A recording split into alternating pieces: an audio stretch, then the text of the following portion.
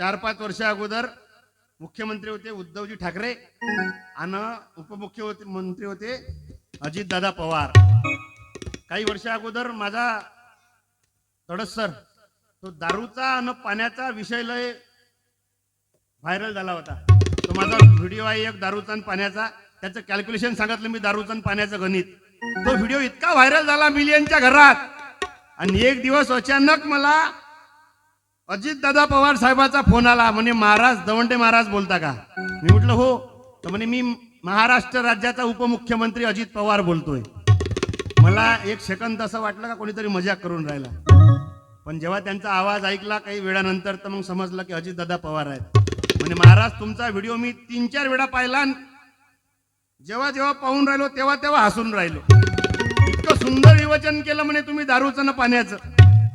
ह्या लहानशा गोष्टीवर ज्या माणसाचं लक्ष आहे तो माणूस आज आपल्यातून निघून गेला. म्हणून जीवन क्षणभंगूर आहे, म्हणून जगता येईल तेवढं इतरांसाठी जगा. 6 वाजतापासून ज्याची दिनचर्या चालू होते रात्री 2 वाजेपर्यंत कामातच राम पाहणारा माणूस स्वर्गीय अजित पवार. पा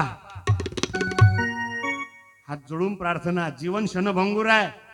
आज आपण कुठं आहो ना उद्या कुठं आहे काही सांगता येत नाही.